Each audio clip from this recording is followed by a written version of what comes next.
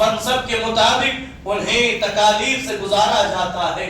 دیکھیں نا، جب حضرت ابراہیم نے کہا اے خدا مجھے تجھ سے عشق ہے، اے خدا میں تجھ سے عشق کرتا ہوں، تو اللہ نے جواب دیا اے ابراہیم اگر تجھے عشق ہے تو اس عشق کے بدلے تجھے مقام خلت دیا جا رہا ہے، تجھے میں اپنا دوست قرار دیتا ہوں۔ جب دنیا نے دیکھا کہ ابراہیم کو مقام خلت دیا گیا، نہ کوئی امتحان، نہ کوئی آزمائش، نہ کوئی پریشانی، تو اب اللہ نے کہا میں نے جسے اپنا خلیل بنایا، میں نے جسے اپنا دوست بنایا، یوں ہی کسی کو دوست نہیں بنایا، وہ میرا دوست ہے۔ جب بات آئے گی آگ میں کودنے کی، اس عشق کا حق وہ آگ میں کود کر کے ادا کرے گا۔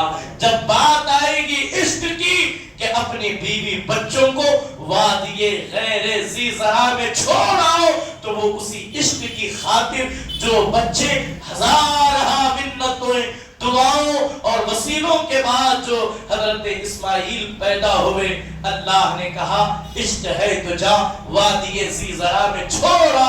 ابراہیم نکلے اس لیے کہ خلیل جسے ہونا ہے چھوڑ آئے۔ اب اس کے بعد کہا اب عشق ہے تو آ اپنے بیٹے کو لٹا دے اور اس کے گلے پر چھری چلا دے۔ لیکن عزیزان محترم، اس عشق کا حق تھا اور لوگوں کو بتانا تھا کسی کو یوں ہی خلیل نہیں بنایا جاتا، کسی کو یوں ہی خلیل نہیں بنایا جاتا۔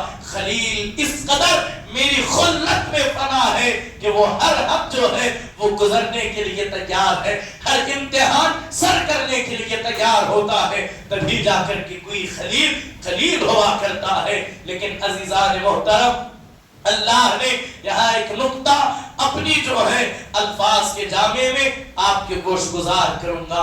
عشق بڑا مشکل ہے، عشق بڑا مشکل ہے۔ حضور سیدنا غوث الثقلین نے اپنے والدہ سے پوچھا تھا اماں مجھے بتائیں میں محبوب بنوں یا عاشق بنوں، عاشق بنوں یا محبوب بنوں؟ اس لیے کہ کربلا وہ عظیم داستان ہے۔ کربلا کے اندر امام عالی مقام نے اپنے عشق کی وہ داستان لکھی ہے کہ رہتی دنیا تک امام عالی مقام کو دنیا سر ادب جھکا کر کے خراج تحسین پیش کرتی رہے گی۔ تو عزیزان محترم، حضور سیدنا غوث اعظم نے اپنی امی سے پوچھا امی بتائیں محبوب بنوں یا عاشق بنوں، محب بنوں یا محبوب بنوں؟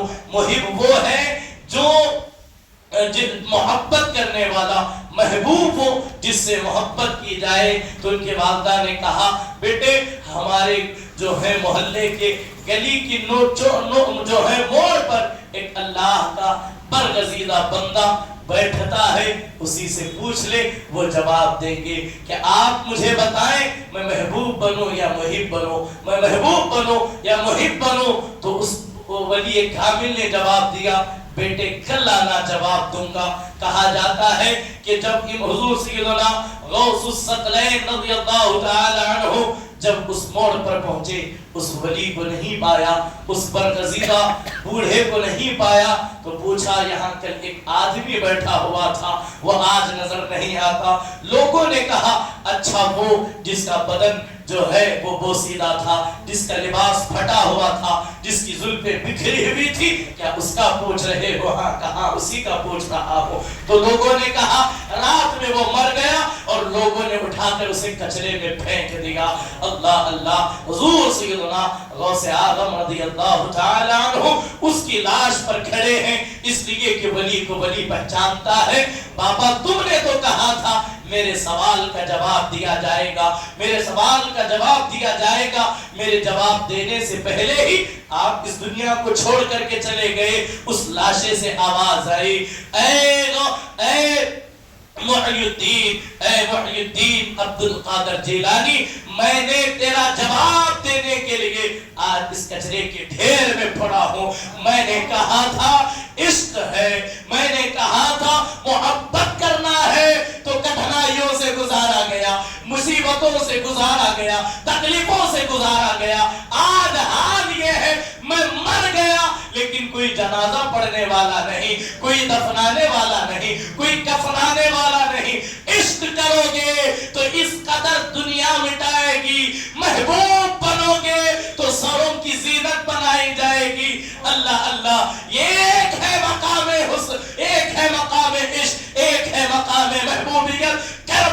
میں حسین اعظم نے جو امتحان دیا اس امتحان کو امتحان عشق کہتے ہیں، اور بغداد کی جامع مسجد میں کھڑے ہو کر حضور سیدنا غوث اعظم نے کہا قدمی ھذا علی رخبۃ کل ولی اللہ، میرا قدم ہر ولی کی گردن پر ہے۔ تو جواب آئی یہ مقام محبوبیت ہے، جسے نوازا جاتا ہے تو اس قدر نوازا جاتا ہے، انہیں اس قدر نوازا جاتا ہے۔ تو بات وہیں سے میں شروع کروں، عالم ارواح میں اللہ نے تمام نبیوں کو جمع کیا، پوچھا کون عشق کرے گا؟ کربلا کی داستان عشق کی داستان ہے، کربلا کی داستان اللہ کے حضور فنا ہونے کی داستان ہے۔ جو امام علی مقام نے کربلا کے ریزار پر ایسا عشق مرتب کیا کہ آج بھی دنیا اش اش کر رہی ہے۔ تو اب سنیں، عشق وہ ہے جو نقطۂ عروج تک لے جائے۔ ابھی میں نے کہا ابراہیم نے امتحان دیا، ابراہیم کو آج اللہ نے کہا کون عشق کرے گا؟ ہر نبی نے کہا ہم عشق کریں گے، ہر نبی نے کہا ہم تجھ سے محبت کریں گے، ہم محب بنیں گے۔ اللہ تو محبوب بن جا، ہم تجھ سے عشق کریں گے۔ ابراہیم نے کہا عشق کروں گا، امتحان لیا، امتحان لیا، امتحان آگ میں جو ہے پھینکوا کر، امتحان اپنے بیوی بچوں کو دور کروا کر، حتیٰ کہ ابراہیم نے اسماعیل کو لٹایا اور لٹا کر کے آنکھ پر پٹی باندھی، آواز آئی اٹھ جا، تو خلیل ہے عاشق نہیں۔ اس لیے کہ اگر آنکھ پر پٹی باندھ رہی ہے وجہ یہ ہے بیٹے کی محبت آڑے آ رہی ہے، بیٹے کی محبت ذبح کرنے نہیں دے رہی ہے۔ چل کربلا کے میدان میں آ، میرا ایک ایسا عظیم بندہ ہے جس کے ناز اٹھائے جائیں گے، جسے میرا نبی کندھے پر اٹھا کر کے چلے گا، اس کا شہزادہ کربلا کے میدان میں آنکھ پر پٹی باندھ کر نہیں، خود لے جا کر کے اپنے بچوں کو جو میری راہ میں دے گا وہ ایسا عاشق ہوگا۔ اسی عاشق کو دنیا حسین اعظم کہتی ہے، اسی عاشق کو دنیا حسین کہتی ہے۔ عشق کو اگر کسی نے نقطۂ عروج پر پہنچایا ہے تو وہ مولا امام حسین کی ذات ہے۔ عزیزان محترم، ہمیں کربلا کو اس نظریے سے بھی، اس موڑ سے بھی، اس طرف سے بھی ہمیں دیکھنا چاہیے کہ امام علی مقام نے وَلَنَبْلُوَنَّكُمْ بِشَيْءٍ مِّنَ الْخَوْفِ وَالْجُوعِ وَنَقْصٍ مِّنَ الْأَمْوَالِ وَالْأَنفُسِ وَالثَّمَرَاتِ کی تفسیر بن کر کے ہمیں کربلا میں دکھایا ہے۔ تو عزیزان محترم، امام علی مقام امام حسین علی جدہ وعلیہ السلام کا سارا کنبہ جو ہے وہ کرب و بلا کے تپتے ہوئے صحرا میں ایک کے بعد دیگر جو ہے وہ شہید کر دیا گیا۔ رسول اللہ کے پورے گھرانے کو جو ہے اللہ اکبر کربلا کے ریزاروں پر شہید کر دیا گیا، اور سارے وجود جو ہے وہ کربلا کی ریت پر یوں ہی بکھرے ہوئے ہیں، جسے کہا جاتا ہے کتنے مہکے ہوئے ہیں، کتنے مہکے ہوئے ہیں مدینے کے پھول۔ کربلا تیری قسمت پہ لاکھوں سلام، ایک کربلا کا میدان ہے۔ عزیزان محترم، تاریخ کے اندر جو ہے دو لاشیں ایسی ہیں جو اپنے جتنے امام حسین علیہ السلام کے قافلے میں جتنے لوگوں نے جام شہادت نوش کیا، ایک کے بعد دیگر جیسے ہی وہ جام شہادت نوش کرتے، مولا حسین انہیں لا کر کے خیموں میں رکھ دیتے تھے، لا کر کے خیمہ آل رسول کے قریب رکھ دیا جاتا تھا۔ لیکن یہ بھی بڑا دردناک منظر ہے، دو ایسی لاشیں ہیں کربلا میں جو خیموں تک نہیں پہنچی، جو خیموں تک اٹھا کر کے لایا نہیں گیا۔ ایک ذات ہے مولا عباس علمبردار کی، حضرت غازی عباس کی، اللہ اکبر، امام اٹھانا چاہ رہے ہیں، غازی عباس کہتے ہیں مولا نہیں، اس لیے کہ اگر بچیاں مجھے دیکھیں گی تو آپ سے سوال کریں گی، میرے سینے پر آ کر کے سوال کریں گی چچا عباس پانی لینے گئے تھے، پانی نہیں لائے تو میں کیا جواب دوں گا؟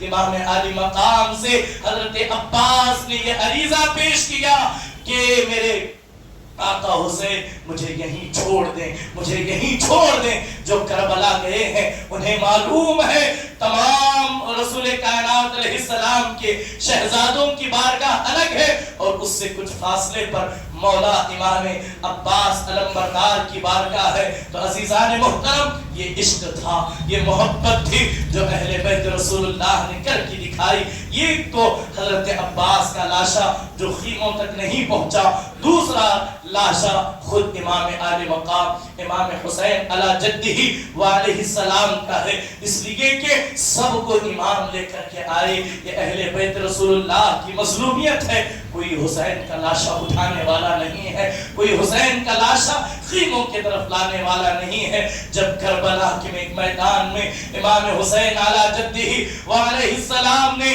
جام شہادت نوش کیا، جب شہادت کا جوڑا پہن لیا تو اس وقت جو ہے کہا جاتا ہے کہ سورج کو گرہن لگ گیا، ہر طرف اندھیرا چھا گیا، آسمان سے خون کی بارش ہو رہی ہے، اور ان تمام یزیدیوں نے مولا امام حسین اور ان کے تمام رفقا کو، تمام شہزادوں کو میدان کربلا کے اندر لایا گیا۔ ہر طرف جو ہے ان کے لاشوں کو لا کر کے ڈال دیا گیا، ہر چہار جانب سے ان لاشوں پر گھوڑے دوڑائے جا رہے ہیں۔ یہ منظر اہل بیت رسول اللہ اپنی آنکھوں سے دیکھ رہے ہیں، رسول اللہ کی شہزادیاں اپنے آنکھوں سے دیکھ رہی ہیں۔ المختصر عزیزان محترم، امام حسین علی جدہ وعلیہ السلام کا یہ لٹا ہوا قافلہ علی الصبح 11 محرم الحرام کو ابن زیاد ابن سعد نے حکم دیا کہ ان تمام جو بچے ہوئے اہل بیت رسول اللہ کے افراد ہیں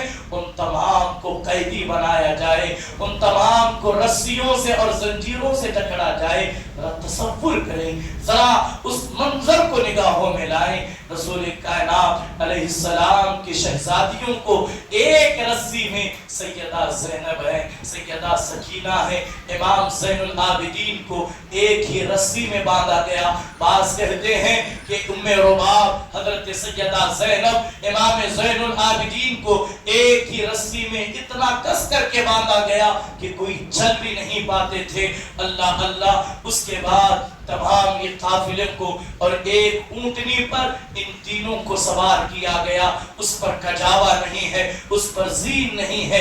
بڑی درد کے ساتھ جو ہے اہل بیت رسول اللہ کے ساتھ یہ سلوک کیا گیا۔ عزیزان محترم، تمام بہن بیٹیوں کو جب کربلا سے لے کر کے نکلے ہیں، سیدہ زینب کبریٰ سلام اللہ علیہا نے کہا ہم اسی شرط پر تمہارے ساتھ جائیں گے کہ تم مجھے حسین کے لاشے کے پاس سے لے کر کے گزرو گے۔ اللہ اکبر، حسین کے لاشے پر سیدہ زینب کبریٰ اور امام زین العابدین کھڑے ہیں، اور کھڑے ہو کر کے آپ کے کٹے ہوئے لاشے کو دیکھا، دیکھ کر کے پکار کر کے کہا یا محمد ادرکنی زین العابدین، ادرکنا زینب۔ اللہ اللہ، یہ کہتے ہیں اے اللہ کے رسول، اے نانا جان ہماری خبر لیجئے، ہماری مدد کو آئیے، ہماری فریاد کو پہنچیے۔ وہ حسین کا لاشا جسے جو ہے آج بے گور و کفن پڑا ہوا ہے، آج بے گور و کفن جو ہے آج حسین کا لاشا پڑا ہے، اس کے لیے کوئی انتظام نہیں۔ نانا دیکھے نا، آپ کا یہ وہی شہزادہ ہے جس کے لیے جنت سے جوڑے آیا کرتے تھے۔ نانا یہ وہی حسین ہے کہ جو جوانان جنت کا سردار ہے۔ آج اس حسین کا کوئی پرسان حال نہیں، آج حسین کے لیے کوئی قبر کھودنے والا نہیں، آج حسین کا کوئی پروانہ نہیں ہے۔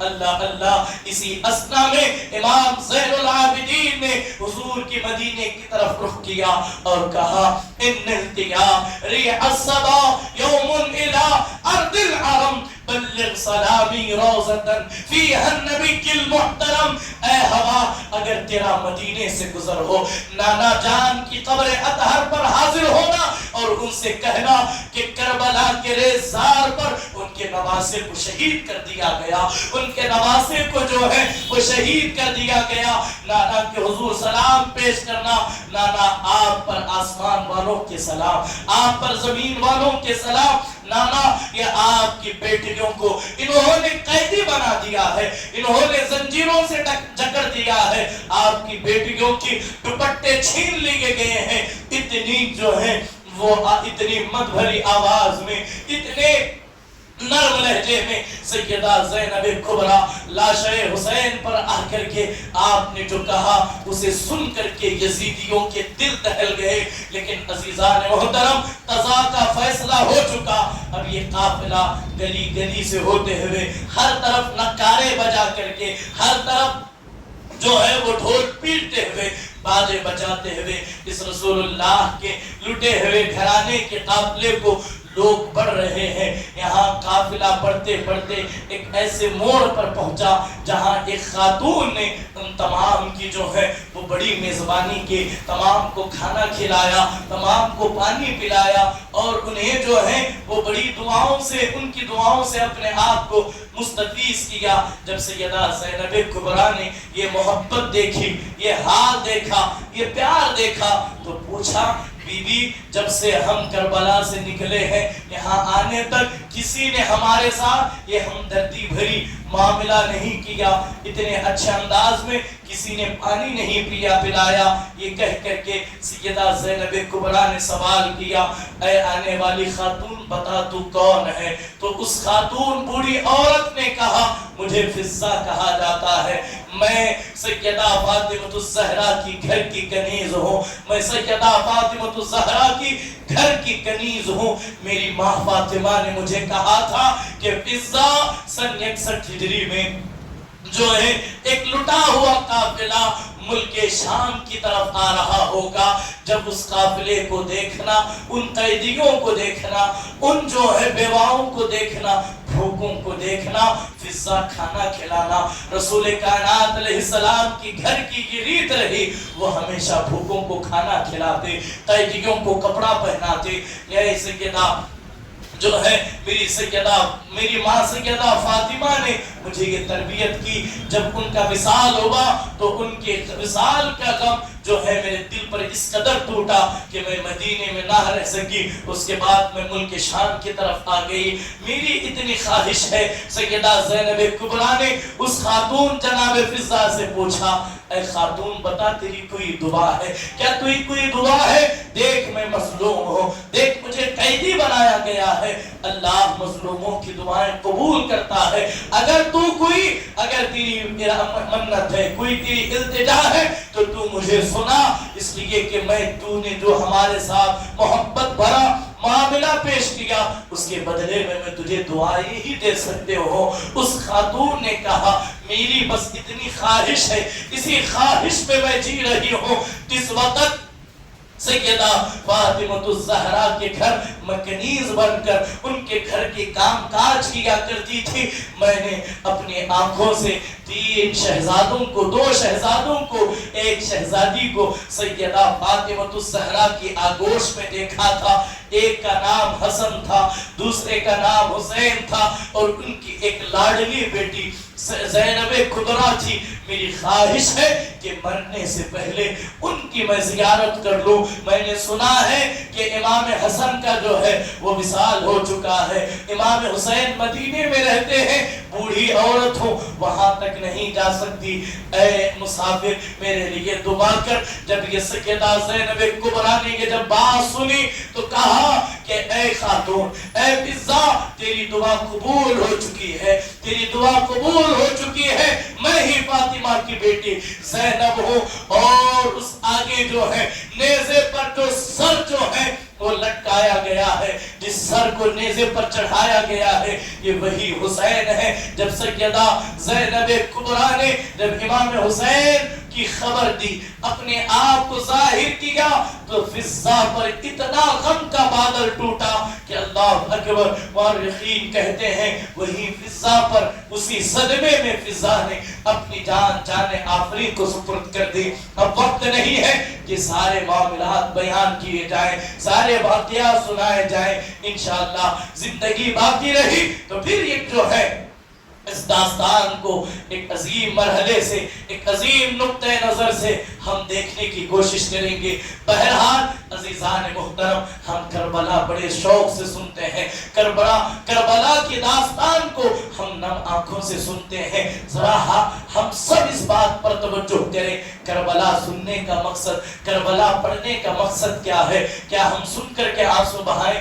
نہیں میرے عزیزوں، کربلا پڑھ کر کے، کربلا سن کر کے اس کا سب سے اہم مقصد یہ ہے کہ ہماری زندگیوں میں مولا حسین کا کردار نظر آنا چاہیے۔ ہماری زندگیوں میں حسین اعظم جس کردار سے نفرت کرتے تھے وہ کردار ہمارے اندر آنا نہیں چاہیے۔ اگر ہم امام حسین کا نام لیتے رہے، ان کی عقیدت کا دم بھرتے رہے، پھر بدعمالیوں میں اگر ہم زندگی گزارتے رہے، تو آپ سے میں پوچھنا چاہوں گا مولا حسین کی محبت کا پھر آخر ہمیں صلہ کیا ملے گا؟ اس لیے کہ ہم نام کی محبت تو کر رہے ہیں لیکن کردار ہمارا اپنا یزیدیوں جیسا ہے۔ تو میرے عزیزوں، ذرا کربلا کو دیکھیں، کربلا کو پڑھیں۔ کربلا کے میدان میں جب امام حسین کے اہل خانہ کو جب شہید کر دیا گیا، تمام رسول کائنات علیہ السلام کے شہزادوں کو اور ان کے جانساروں کو شہید کر دیا گیا،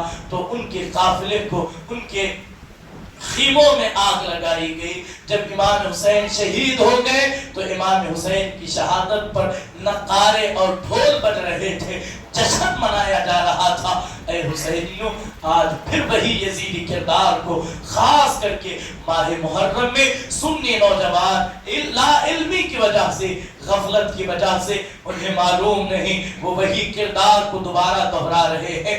ہماری اپنی ذمہ داری یہ ہے کہ اہل بیت رسول اللہ کی راتیں شہادت کے وقت کی ہو، شہادت سے قبل کی ہو، وہ نقارے پیٹنے، ڈھول بجانے، تاشے بجانے یا پھر گانے گانے کے لیے نہیں ہوتی تھی۔ ان کی راتیں سجدوں کے لیے تھی، ان کی راتیں ذکر و اذکار کے لیے تھی، ان کی راتیں تلاوت قرآن کے لیے تھی۔ اگر آپ حسینی بننا چاہتے ہیں تو کم سے کم جو ہے اپنے آپ کو شریعت مطہرہ کا پابند بنا کر کے چلے، پنج وقتہ نماز کو اپنے لیے اپنے اوپر لازم کر لے۔ امام حسین کو قرآن کی تلاوت سے اتنی محبت تھی، اتنی محبت تھی، اتنی محبت تھی، کیا کہوں کہ کتنی محبت امام حسین کو جو ہے قرآن پاک کی تلاوت سے تھی۔ آپ خود ہی دیکھ لیں، جو سر کٹ گیا، تن سے جدا ہو گیا، نیزے کی نوک پر چڑھا دیا گیا، پھر بھی حسین اعظم کی زبان تلاوت قرآن کر رہی ہے، حسین اعظم کی زبان سے اللہ کا کلام جاری ہے۔ اے حسینیوں، ہم نام کے حسینی تو اپنے آپ کو کہلا رہے ہیں، ذرا ہم اپنی زندگیوں کا جائزہ لیں اور لے کر کے دیکھیں، سال ہا سال گزر جاتا ہے، ہم قرآن کھولتے نہیں، ہم قرآن پڑھتے نہیں، ہم قرآن مقدس کو کبھی گوارا نہیں کرتے، تو پھر حسینیت ہماری کہاں باقی رہے گی؟ تو لہٰذا لوگوں، کردار کے یزید ہو کر نام کے حسینی بننے سے اچھا ہے ہمارا کردار بھی حسینی ہونا چاہیے، ہمارا ظاہر بھی حسینی ہو، ہمارا باطن بھی حسینی ہو، ہماری دن بھی حسینی ہو، ہماری راتیں بھی حسینی ہو، تبھی جا کر کے امام حسین کی شہادت کے مقصد کو ہم سمجھ سکتے ہیں اور امام حسین کی اس قربانی کو ہم یاد رکھ سکتے ہیں۔ بس اللہ کریم مولا حسین کی شہادت کی ہمیں برکتیں عطا فرمائے۔ یہ لٹا ہوا قافلہ دمشق اور کوفہ سے نکل کر کے جب واپس مدینہ منورہ پہنچا تو اللہ کے رسول علیہ السلام کی قبر اطہر پر کھڑے ہو کر، سیدہ فاطمہ کی قبر اطہر پر کھڑے ہو کر بنفس نفیس امام زین العابدین نے، امام سیدہ زینب کبریٰ سلام اللہ علیہا نے پوری کربلا کی داستان کو سنا کر کے کہا، نانا جان آپ کے نواسے نے سر کٹایا لیکن باطل کے آگے سر نہیں جھکایا، اما فاطمہ آپ کے لاڈلے نے آپ کے دودھ کا حق ادا کر دیا، آپ کے آگوش کے پالے نے آپ کی پرورش کا حق ادا کیا، انہوں نے پورا کنبہ لٹا دیا، ایک تو عشق کو نقطۂ عروج پر پہنچایا اور دین محمدی کو ایسا تحفظ فراہم کیا، یہ قیامت تک یہ دین محمدی جو ہے وہ ہرا بھرا رہے گا، یہ پھلتا اور پھولتا رہے گا۔ اب اسے کسی وقت بھی جو ہے وہ زوال نہیں آئے گا، اس لیے کہ اس دین کی آبیاری کے لیے اہل بیت رسول اللہ نے اپنا عظیم خون پیش کیا۔ اور اخیر میں اتنا عرض کروں، میں نے پہلے ہی کہا تھا جس کا منصب جتنا عظیم ہوتا ہے اس کا امتحان بھی اتنا ہی کڑا ہوتا ہے۔ قرآن نے جگہ جگہ ہر موڑ پر جن کے قصیدے پڑھے، جن کی پاکی بیان کی، جن کا حق ولایت بیان کیا، جن کے لیے حق رسالت ان کی محبت کو قرار دیا، ذرا انہوں نے اس کا حق کربلا میں اس انداز میں ادا کیا کہ رہتی دنیا تک جب جب ہم قرآن کو پڑھیں گے دنیا یہی کہے گی قرآن آج موجود ہے حسین ابن علی کی بدولت، دین محمدی آج باقی ہے حسین ابن علی کی بدولت، مسجدیں آباد ہیں، منبر و محراب کو اگر زینت بخشی جگئی ہے تو حسین ابن علی کے صدقے جو مٹانے آئے تھے وہ مٹ گئے، ان کی قبروں کا، ان کی نسلوں کا بھی آج کوئی کہنے والا نہیں، ان کے نام پر اپنا نام رکھنے والا نہیں ہے۔ اے حسین ابن علی، آپ کی شہادت کو سلام، آپ کے عزم کو سلام، آپ نے وہ شہادت کو قبول کیا ہے۔ کسی خطیب کا خطبہ اس وقت تک جمعہ کے اندر مکمل نہیں ہوتا، عیدین میں مکمل نہیں ہوتا جب تک آپ کے نانا کے اوپر درود نہ بھیج لیں، آپ کی امی جان کی بارگاہ میں سلام نہ پیش کریں، آپ کی ذات والا صفات کا جب تک تذکرہ جمیل نہیں ہوتا تب تک کسی خطیب کا خطبہ مکمل نہیں ہوتا، کوئی جمعہ مکمل نہیں ہوتا، کوئی مسجد آپ کے نام کے بغیر اے حسین ابن علی آباد نہیں ہو سکتی۔ یعنی کہ جو مٹانے آئے تھے وہ مٹ گئے، جو اللہ کے لیے قربان ہوئے آج وہ گھر گھر زندہ ہے، آج وہ ہر منبر و محراب کی زینت اور وقار بنا ہوا ہے۔ آج ہماری ایمان کی گواہی کی علامت یہی ہے کہ آج ہمارے دلوں میں حب آل محمد بسی ہوئی ہے۔ لوگوں اس محبت کو دلوں میں بساؤ، یہ وہ محبت ہے، یہ وہ عظیم گھرانہ ہے جن کے بغیر نہ نماز مکمل، جن کے بغیر نہ قرآن مکمل، جن کے بغیر نہ دین مکمل، جن کے بغیر نہ جنت کو حاصل کر سکتے ہیں، بلکہ ان کے بغیر اللہ کو بھی منایا نہیں جا سکتا۔ جس کے پاس یہ ہے ان کی نماز مکمل، ان کا دین مکمل، ان کی تلاوت مکمل، ان کے لیے اللہ کی جو ہے وہ سند رضا عطا کی جاتی ہے۔ اللہ کریم ان آقاؤں کی خیرات ہمیں نصیب فرمائے۔ اللہ مولا حسین کی زندگی کی شہادت کی اللہ برکتوں سے ہمارے اندر ایک عظیم انقلاب برپا فرمائے۔ اللہ ہم تمام کو عمل کی توفیق عطا فرمائے۔ یہ قصہ لطیف ابھی نہ تمام تھا، جو کچھ ہوا بیان وہ آغاز باب تھا۔ ایک اعلان یہ ہے سماعت فرمائے کہ